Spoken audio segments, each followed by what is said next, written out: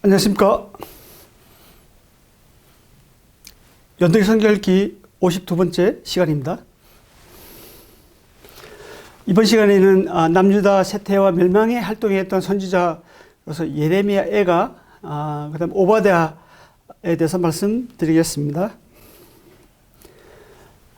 예레미야 애가의 주요 내용인데요. 예레미야 애가는 바벨론 왕 느부갓네살에 의해서 예루살렘과 유다가 멸망당하고 또 성전과 성읍이 파괴된 것을 보고 슬퍼하고 애통하는 5개의 애가를 모아놓은 책입니다. 1장은 예루살렘의 절망적인 탄식과 통곡이 나오고 있고요. 2장은 여호와의 진노로 내려진 징벌에 대해서 나옵니다. 그리고 3장은 재난 중에 위로와 소망이 나오고 있고요. 4장은 징벌의 원인은 죄와 그로 인한 고통이 나옵니다. 5장은 은혜를 구하는 기도 내용이 나옵니다. 예레미야 애가는 히브리어 알파벳 22자의 순서를 따라서 이합체시로 쓰여져 있습니다. 1장, 2장, 그리고 4장, 5장은 22절로 되어 있고요. 3장은 66절로 되어 있습니다. 1장, 2장은 사명으로 된 문장의 첫 번째 글자만이 알파벳 순서로 시작합니다. 그리고 3장은 3절씩 같은 알파벳 글자로 시작하고요. 사명마다 알파벳 숫자가 바뀝니다. 4장은 이행으로 되어 있고 형식은 1장, 2장과 같습니다. 그리고 5장은 알파벳 둔시는 아니지만 22개의 행으로 되어 있습니다. 그래서 알파벳 이합체시 구조를 흉내내고 있습니다. 그러니까 5장은 이제 알파벳 순서대로 되어 있지 않다는 거죠. 근데 형태만 흉내내고 있다는 거예요. 이처럼 예레미야 애가는 의도적으로 정교하게 쓰여졌습니다. 그렇더라도 감정의 표현은 아주 풍부하고 자연스럽다는 것이 아주 특징입니다. 예레미야 애가는 1장, 2장, 4장에서 슬프다로 시작합니다. 이것은 죽은 사람에게 대한 조의를 표할 때 내뱉는 소리입니다. 4장은 이제라도 여호와께 돌아가자라고 외치고 있습니다. 5장은 우리를 주께로 돌이키시면 우리가 주께로 돌아가겠다고 기도하고 있습니다. 저 아래쪽을 보시겠는데요. 예레미야 애가 1장은 주전 586년에 예루살렘 점령당한 비참한 상황을 묘사하고 있습니다. 저자는 시온의 이제 영광과 비교해서 현재 닥칠 불행에 대한 애가가 나옵니다. 그리고 2장은 황폐해진 예루살렘과 유다를 바라볼 수밖에 없는 저자의 슬픔과 탄식에 대한 애가가 나옵니다. 3장은 예루살렘 멸망당한 뒤 경험한 기근과 고난에 대해서 나오고 있고요. 그리고 그 고난 가운데서 하나님의 은혜와 구원을 바라보면서 함께 고통받는 사람들을 위로하고 기도하는 내용이 나옵니다. 4장은 2장처럼 폐허가 된 예루살렘을 바라볼 수밖에 없는 현실과 그리고 예루살렘의 불행과 수치에 대한 애가가 나옵니다. 5장은 예루살렘이 멸망당한 뒤 굴욕을 겪고 있는 백성들의 기도가 나옵니다. 회개조차도 하나님이 하게 하셔야 가능하다고 고백하고 있습니다. 예레미야 애가 특징 중에서 저자를 한번 보겠는데요. 히브리 본문에서는 저자가 누구인지 알 수가 없습니다. 책의 제목에 단지 슬프다로 되어 있습니다. 그래서 1장, 2장, 4장에 슬프다로 시작된다고 아까 말씀드리지 않습니까?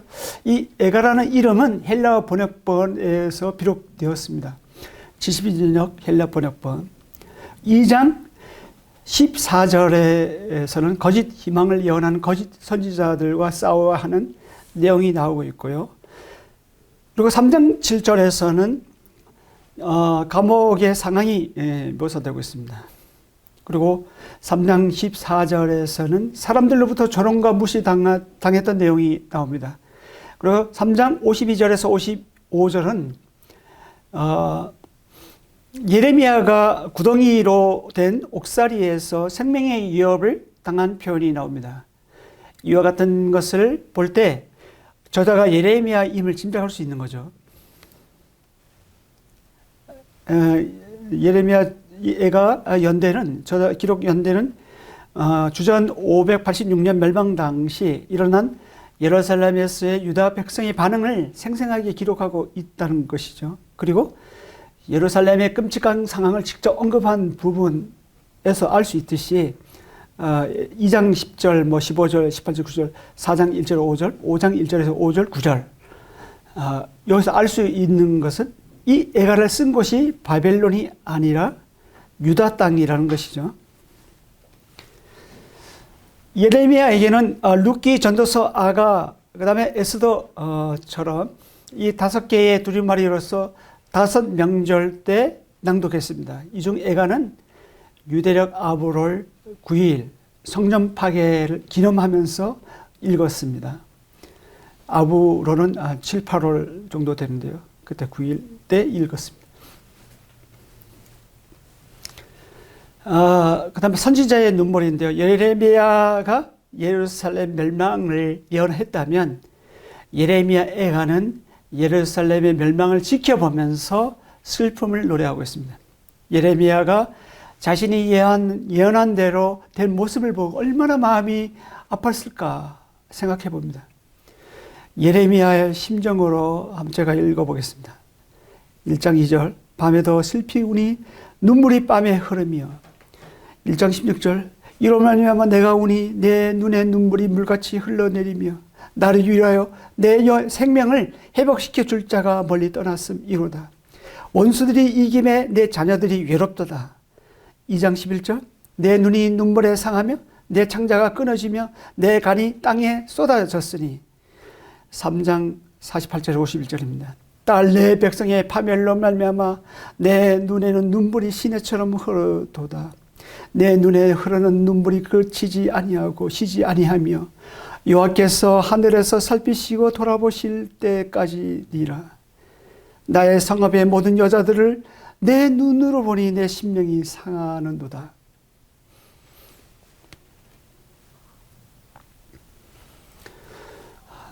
좀 전에 제가 읽어보니까 저도 참 예레미야 같은 마음이 들는데요. 얼마나 말씀을 외친 대로 된 모습을 보면 얼마나 마음이 안타까웠을까 생각합니다. 이것이 곧 하나님의 마음이죠. 이와 같이 오늘날에도 전도자들이 예수님 믿으면 천국 간다, 믿지 않으면 지옥 간다고 외치고 있습니다. 그런데 믿지 않아서 경고한 대로 죽어서 지옥 간다고 생각하면 얼마나 마음이 슬프겠습니까? 믿는 자의 장례식장과 믿지 않는 자의 장례식장에 가면요, 분위기가 너무 다르더라고요. 믿지 않고 죽은 자의 장례식에 가면 뭐라고 위로할 말이 없습니다. 다만 애통하고 슬플 뿐입니다. 혹시 이 방송을 보고 계신 분들 중에서 아직 예수님을 개인의 구주로 믿지 않고 계신 분이 계시다면 바로 지금 믿으시길 바랍니다. 요한복음과 로마서를 개인적으로 추천드립니다. 꼭 읽어보십시오. 구도하는 심령으로 간절히 읽으시면 성령님께서 깨닫게 해주실 것입니다. 성경 안에 진리가 있고 성경 안에 영생과 생명이 있습니다. 네 번째로 예레미야 특징은 예루살렘이 멸망당하는 것을 보면서 당시 사람들은 다음과 같이 질문이 생겼습니다. 여호와 하나님은 바벨론 신보다 약하신가? 왜 하나님이 임재하시는 성전은 파괴가 됐는가? 유다 백성은, 하나님 백성인 유다 백성은 왜 고난을 받아야 하는가? 이런 질문이 당시 사람들에게는 있었을 것 같습니다. 이 예레미야가 저자는 이런 질문에 대한 답을 제시하려고 합니다.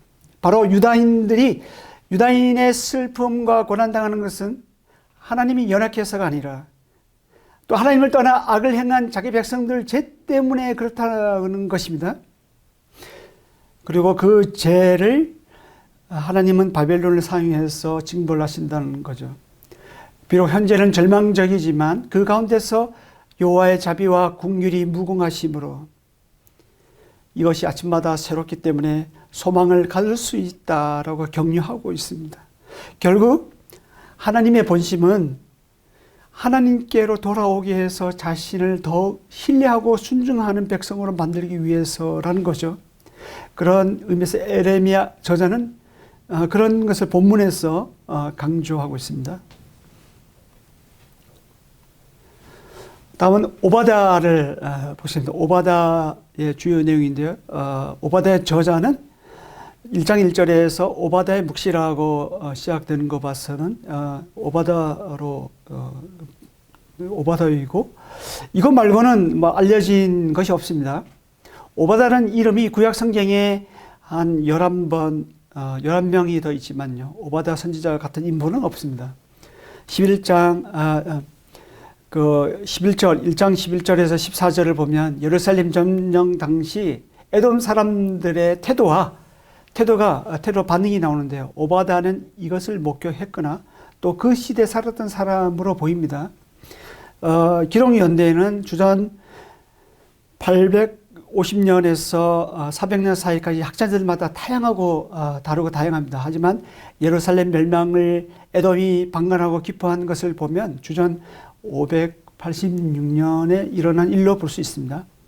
또한 오바다의 내용이 예레미야 49장과 에스겔서 25장과 비슷한 점을 봐서 포로기 때의 선지자임을 짐작할 수는 있습니다. 따라서 오바다 저자 연대는 예루살렘 멸망 직후로 봅니다. 오바다 주요 내용인데요. 오바다서는 한 장으로 되어 있습니다. 선지서 중에서 가장 짧은 책입니다.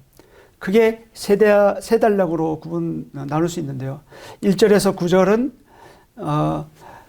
교만한 에돔을 하나님이 심판하시는 내용이 나오고 있고요.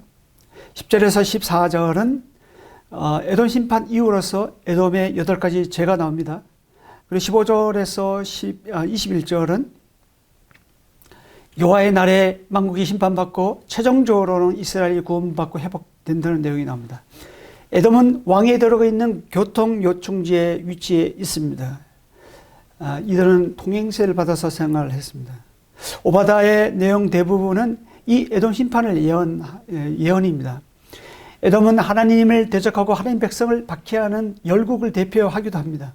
따라서 에돔 심판 메시지는 단지 에돔에만 국한되지 않습니다. 에돔 심판은 열방에 대한 심판이요, 하나님의 궁극적인 승리를 보여줍니다. 또한 모든 민족에게 관여하시는 하나님의 우주적인 통치를 나타냅니다. 반대로 생각하면 에돔의 심판은 곧 이스라엘의 구원을 뜻하는 것이고, 이것은 더 나아가서 이스라엘뿐만 아니라 온 인류가 구원받아야 한다는 것을 보여줍니다. 오바다의 특징입니다. 첫 번째로 주전 586년 시드기야 왕이 바벨론을 배반할 때에 에돔은 바벨론과 연합하여 유다를 공격했습니다. 관련된 성경 구절 적어놨고요. 화면에 보시고 참조하시고, 시편 137편 7절에 보면 여호와여 예루살렘이 멸망하던 날을 기억하시고 에돔 자손을 치소서 그들의 말이 헐어버리라 그 기초까지 헐어버리라 하였나이다. 이렇게 이런 말씀이 나오고, 예루살렘이 파괴될 때에 에돔은 헐어버리라고 동조하고 부추긴 것 같습니다. 훗날 에돔은 느슨한 틈을 타서 헤브론 지역까지 올라와서 유다 남부를 점령했습니다. 이들이 바로 이두메족 민족을 일으켰습니다. 그리고 이두메족은 마지막 역사적 인물이 된 헤롯 일가입니다.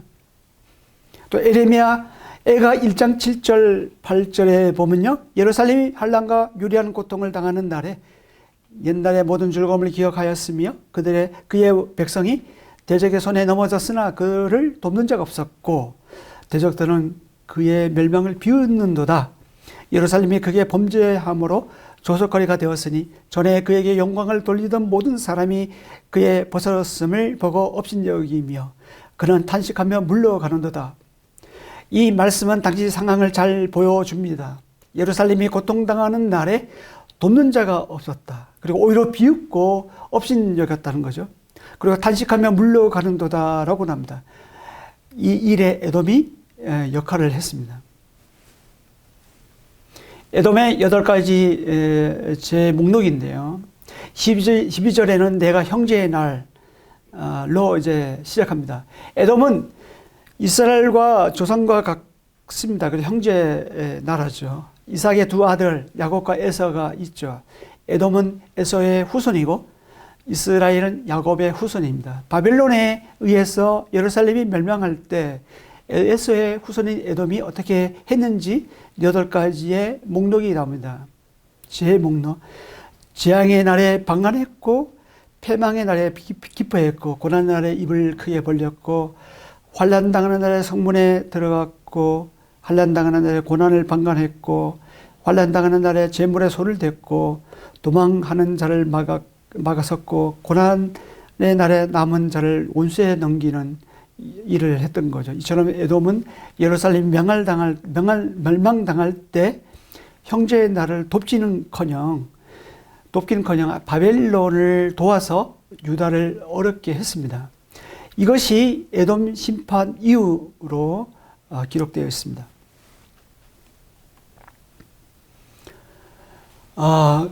우리가 이제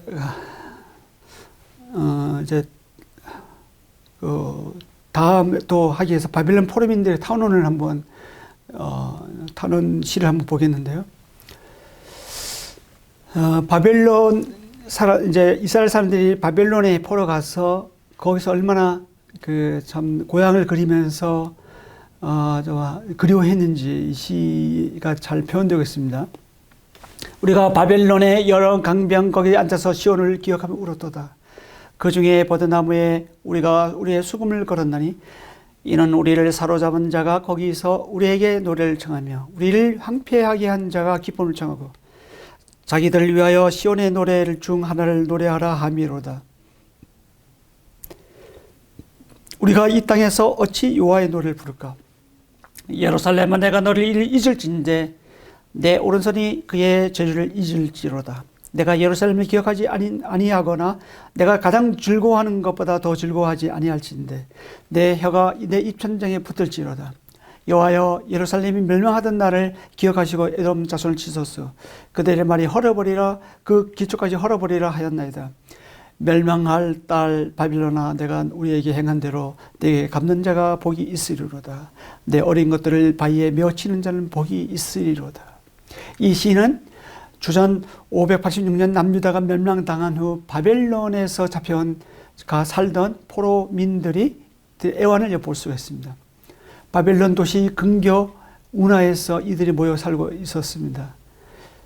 사로잡은 자가 듣고자 했던 노래, 그 노래는 시온의 노래입니다. 그것은 여호와의 노래입니다. 기쁜 노래의 성전 찬양이었습니다. 이런 찬송을 성전이 아닌 이방 땅에서 차마 부를 수가 없었던 거예요. 악기를 나무에 걸고 옛 영광을 생각하면서 웁니다. 성전에서 예배를 드릴 수 없었기 때문에 슬퍼하는 거예요. 포로지에 있는 유다인들은 예루살렘을 애타게 그리워했습니다. 영적인 갈급함, 목마름을 엿볼 수가 있습니다.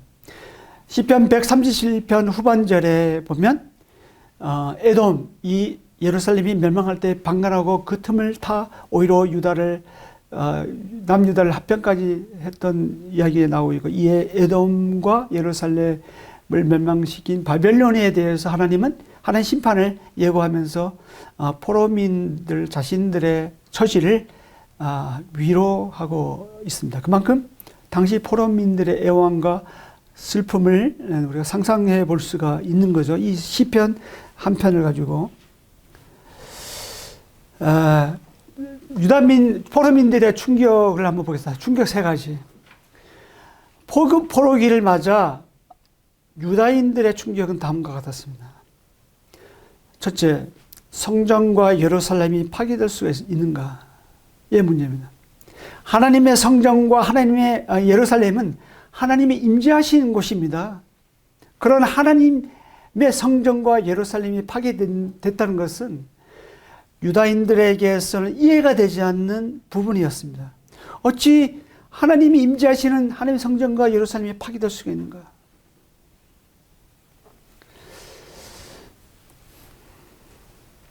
그리고 조상에게 한 약속이 파괴되는 것이 아닌가? 의 문제입니다. 아브라함에게 한 약속의 땅, 그 약속의 땅 가나안에 가나안 땅을 약속했잖아요. 그리고 이스라엘 백성들 가나안 땅에 와서 살고 있었습니다. 그런데 지금 그 땅에서 살고 있는데 그 땅에서 쫓겨났으니 또 약속의 땅은 점령당했고 백성들은 포로로 국외로 추방됐으니까요. 그렇다면 약속의 땅에서 추방된 것은 아브라함에게 한 약속을 하나님께서 스스로 깨뜨린 것이 아닌가? 이것 또한 포로 길을 맞이한 유다인들에게는 이해가 되지 않는 부분이었습니다. 세 번째로 생각할 수 있는 것은 영원한 왕조를 약속한 다윗 언약은 어떻게 되는 것인가? 의 문제입니다.